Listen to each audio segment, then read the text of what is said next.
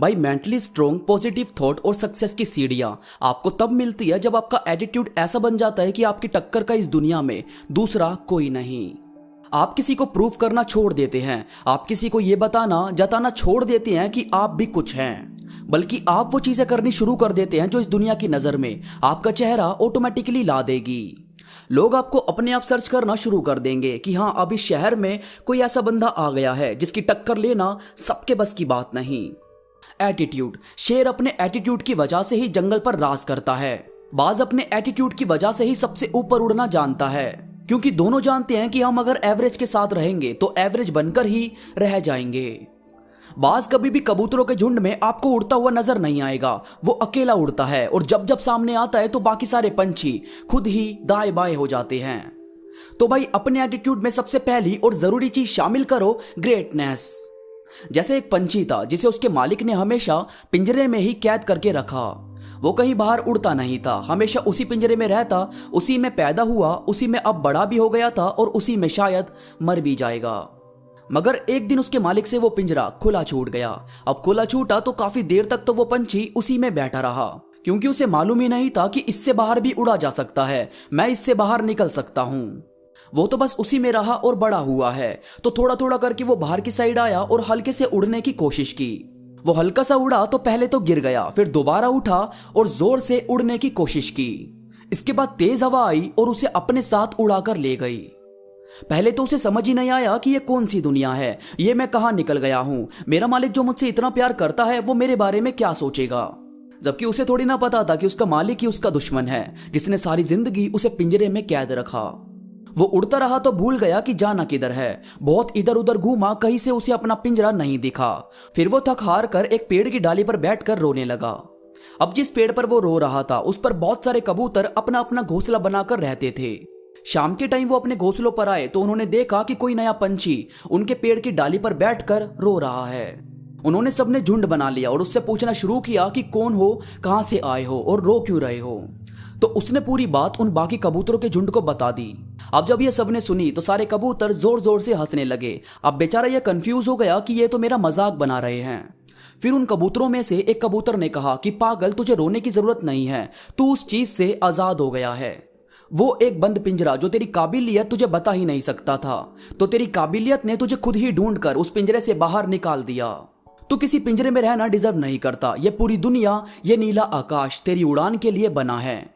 तू उड़ाकर हमारे साथ दाना चुगने जाया कर और शाम को यहीं किसी डाली पर पिंजरा बनाकर हमारे साथ रही हो। हम सब हमेशा खुश रहते हैं।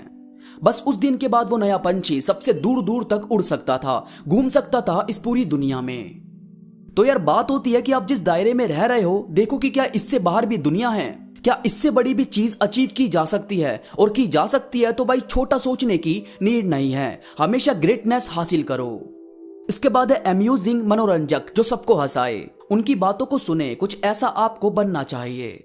आपको पता है ये जो बड़े बड़े एक्टर्स होते हैं, कलाकार होते हैं, ये हमें उम्र भर एंटरटेन करते हैं। अपने अभिनय से हमें हंसाते हैं, रुलाते हैं, हमारे अंदर जोश भर देते हैं और इसी वजह से हम इनसे बहुत ही ज्यादा अटैच भी हो जाते हैं। और कभी जब ये इस दुनिया को छोड़कर चले जाते हैं तो हमें काफी ज्यादा पेन होता है कि हमारा पसंदीदा कलाकार इस दुनिया से चला गया। तो यार देखो, उन्हें ना तो आप पर्सनली जानते थे, ना कभी मिले थे, वो बस एक आर्टिस्ट है जिसके तौर पर आप उन्हें जानते हो। इसके बाद भी आप उनसे इतने ज्यादा अटैच हो गए। यानी कि आपका किरदार, आपकी छवि ऐसी होनी चाहिए कि अगर पर्दा गिर भी जाए तो लोग ताली बजाते ना रुकें। इसीलिए थोड़ा एंटरटेनर होना जरूरी है, इससे लोग आपको जिंदगी भर नहीं भूलते। इसके बाद है सपोर्टिव। आपके लिंक में कोई इंसान है या आप खुद भी हो। कभी ऐसा हुआ है कि आपको किसी ने अपने सपनों पर काम करने के लिए अप्रोच ना किया हो और वहीं एक इंसान हो जिसे आप पर बिलीव हो, तो वो इंसान हमें जिंदगी भर याद रहता है। तो बस आपको इस चीज से समझ आ गया होगा कि सपोर्टिव बनना कितना जरूरी है। इसके बाद है चैलेंजिंग। यार देखो, सिंपल चीजें तो कोई भी कर लेता है, बात तो उसकी है जो चैलेंजिंग रोल प्ले करे। अब जैसे श्री राम अपनी वाइफ के लिए एक ऐसे राक्षस से लड़ने के लिए आगे आए थे जिसने काल को भी अपने वश में किया हुआ था, और नतीजा क्या सामने आया कि सत्य की जीत हुई और आज हम श्री राम की पूजा करते हैं। तो भाई चैलेंज लेना बहुत जरूरी है। याद रखो, दुनिया के इतिहास में सिर्फ उसका नाम लिखा जाता है जो या तो जीतते हैं या अपने हौसले से सामने वाले को हिलाकर रख देते हैं, उनका नहीं जो हारने के डर से गिव अप कर दें। तो थोड़ा सोच कर चलो। और भाई केयरिंग बनना बहुत ही ज्यादा जरूरी है। अपने लिए और अपनों के लिए केयरिंग इंसान होना ही चाहिए। अब जैसे आपकी किसी से फीलिंग हर्ट हो रही है, कोई आपकी खुशियों को नहीं समझ रहा, कहीं आपको परेशानी आ रही है, तो जाहिर है आप ऐसी हर चीज को खुद से दूर कर दोगे जो आपकी खुशियों को मार रही है। यह होती है खुद की केयर। और आपके अपने किसी परेशानी में है, वो आपसे कुछ मदद चाहते हैं या वो हेल्प नहीं मांगते तो भी आप उनकी मदद करने के लिए आगे आते हो, यह होती है अपनों की केयर। यही चीज देखी जाती है कि किसके बुरे वक्त में कौन साथ खड़ा है। इसीलिए किसी के वक्त का मजाक मत बनाओ, हो सके तो उसकी मदद करो ताकि सबकी जिंदगी ब्यूटीफुल तरीके से चल सके। दोस्तों उम्मीद करता हूं मेरी बातों ने आपके अंदर एक जज्बा भरा होगा, आपको ये वीडियो पसंद आई होगी। वीडियो में आपको कोई भी बात अच्छी लगी हो तो लाइक जरूर करो और कमेंट करके मुझे जरूर बताओ। इसके साथ ही मुझसे इंस्टाग्राम पर अभी जुड़ो, इंस्टा पर मैं काफी चीजें अपडेट करता रहता हूं जो मुझे यकीन है कि आपको जरूर पसंद आएगी। इंस्टाग्राम का लिंक नीचे डिस्क्रिप्शन में मौजूद है। तो अभी के लिए बस इतना ही, मैं मिलूंगा आपसे नई वीडियो के साथ, तब तक के लिए धन्यवाद।